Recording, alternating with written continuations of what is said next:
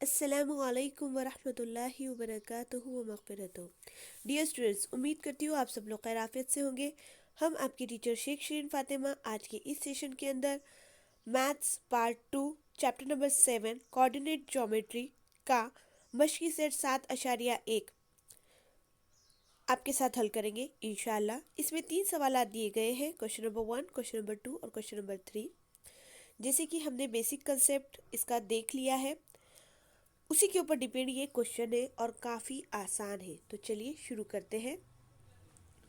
ये है सवाल नंबर 1, जिसके अंदर ये बताया गया है कि दर्ज झेल नुकात के मुहद्दिन के बिना पर किस रुबा में या किस महवर पर है, ये लिखना है।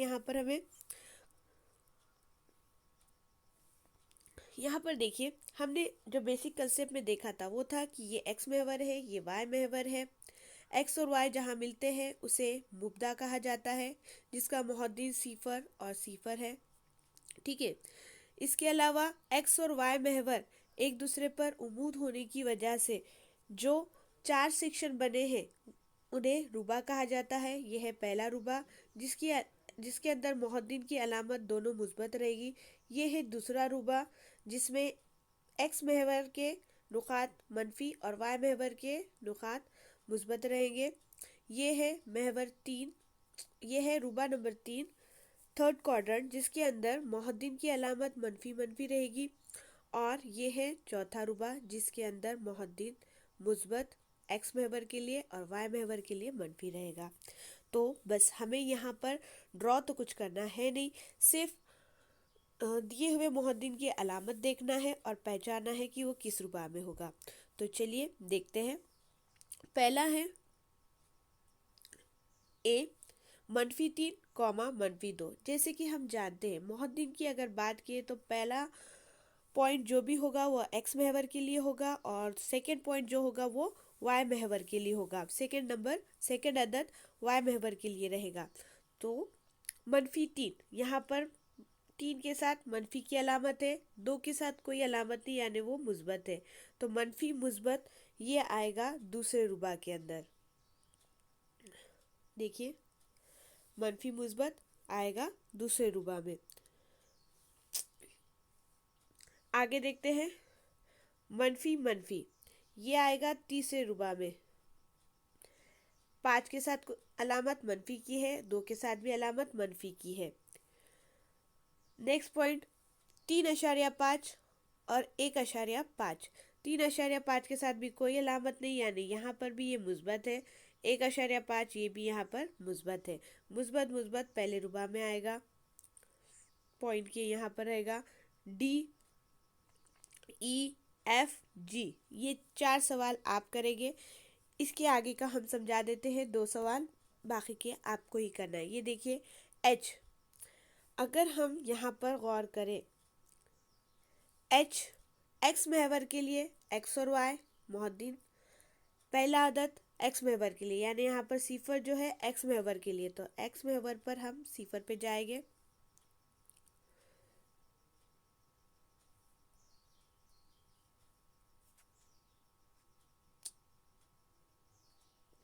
ठीक है। और सिफर से हमें वाई मुहद्दिन के लिए -5 तक आना है। तो यहाँ पर ये नुकात -5 यानी नीचे तक, जो हमें यहाँ दिख नहीं रहा, नीचे तक जाएगा। और ये किसी रुबा में नहीं आ रहा है, ये आ रहा है वाई महवर के ऊपर। तो यहाँ पर आपको लिखना होगा कि ये मुहद्दिन वाई महवर पर है। आपको एक ट्रिक बता देते हैं हम। यहाँ पर देखिए, सिफर कॉमा -5, दूसरा है 12 कॉमा सिफर, तीसरा है सिफर कॉमा 9 और चौथा है सिफर कॉमा 2.5। जैसे कि आप जानते हो, पहला मुहद्दिन में पहला अदद एक्स महवर के लिए और दूसरा अदद वाई महवर के लिए। इसका मतलब ये सारे के सारे एक्स महवर के लिए है और ये सारे वाई महवर के लिए है। ठीक है ना। तो अब यहाँ पर देखिए, अगर एक्स सिफर है और वाई मुहद्दिन दिया गया है तो वो सीधे से वाई महवर पर ही आएगा। तो यहाँ पर देखिए, वाई महवर पर आने वाले नुकात ये है। यहाँ पर भी एक्स सिफर है, मोहद्दीन दिया गया है तो ये भी y महवर पर आएगा। यहाँ पर भी सिफर है और y का मोहद्दीन दिया गया है तो यहाँ पर भी ये y महवर पे आएगा। और अगर आप ये चीज़ देख रहे हो जिसके अंदर x 12 दिया गया है x महवर के लिए और y सिफर है, तो इसका सीधा सीधा मतलब ये है कि ये x महवर पर आएगा।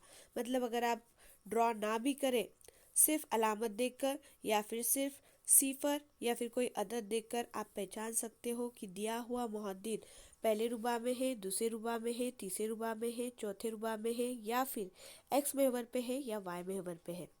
उम्मीद करती हूँ ये आप लोगों को समझ में आया होगा। अब देखते हैं सवाल नंबर 2।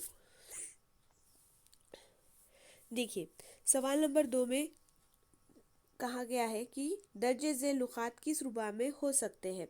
सबसे पहले जिनके दोनों मोहद्दीन मुस्बत है, एक क्विक रिवीजन ले लेंगे इसका। देखिए पहला रुबा, ये दूसरा रुबा, ये तीसरा रुबा और ये चौथा रुबा। पहले रुबा में जो मोहद्दीन रहेंगे उनकी अलामत रहेंगी मुस्बत मुस्बत। दूसरे रुबा के अंदर जो मोहद्दीन रहेंगे उनकी अलामत रहेंगी मनफी मुस्बत। और तीसरे रुबा के लिए दोनों मोहद्दीन मनफी रहेंगे। और चौथे रुबा के लिए एक्स वाला मुस्बत, वाई वाला मनफी। और मोहद्दीन की बात की तो हम जानते हो एक्स और वाई, पहला अदद एक्स महवर के लिए रहेगा, दूसरा अदद वाई महवर के लिए रहेगा। तो देखिए जिनके दोनों मोहद्दीन मुस्बत है वो आएगा पहले रबा में, ठीक है। दूसरा जिनके दोनों मोहद्दीन मनफी है वो आएगा तीसरे रुबा में।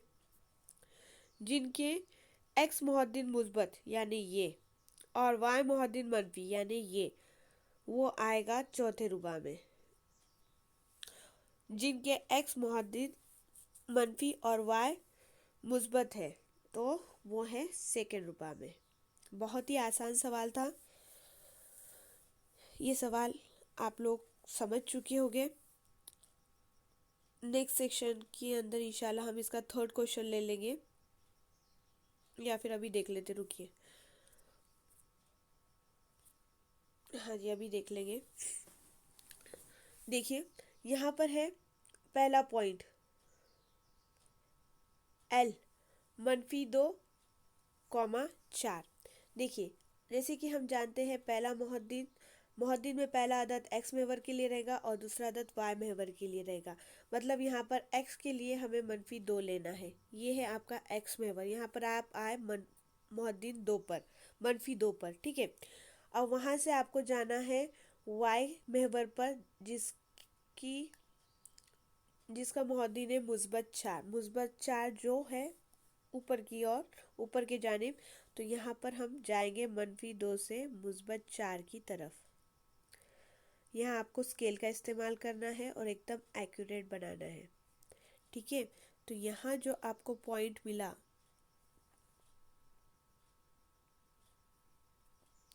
इसको नाम देंगे -2,4,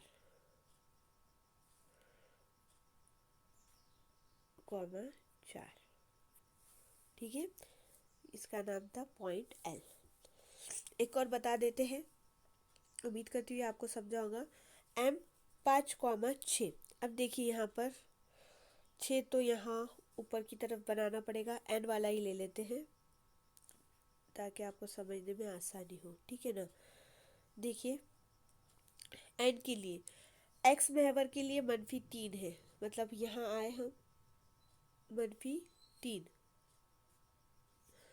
-4 y महवर के लिए, मनफी y महवर पर मनफी नीचे के जानिब है।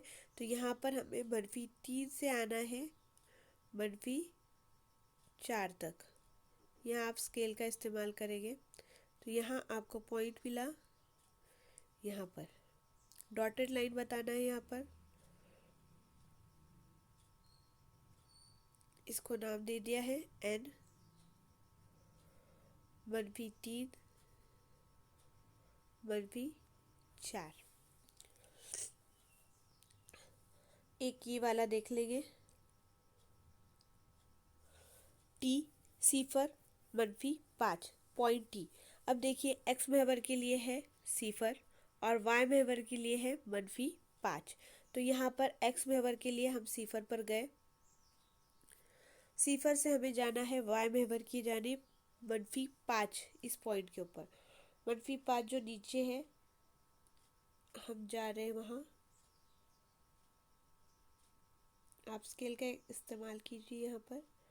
यहाँ पर ये आपको पॉइंट मिला -5 पर।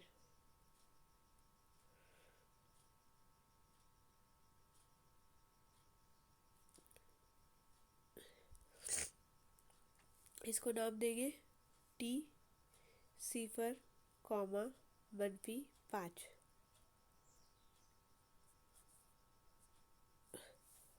ठीक है। अब इसमें से आप ये वाला, ये और ये खुद से करेंगे, ये आपका होमवर्क रहेगा। और ड्रॉ करते वक्त आप पेंसिल अच्छे से शार्प करके करेंगे। लाइन के ऊपर डबल टिबल लाइन नहीं मारना है, एग्जैक्ट पॉइंट के ऊपर ही आपको पॉइंट लेना है और स्केल का इस्तेमाल करना है, हाथ से नहीं करना है। तो नेक्स्ट सेशन के अंदर देखेंगे हम इंशाल्लाह 7 या 2 के ऊपर डिपेंड क्वेश्चन सॉल्व करेंगे। जज़ाकल्लाह खैरन कसीरा। अल्लाह हाफिज़।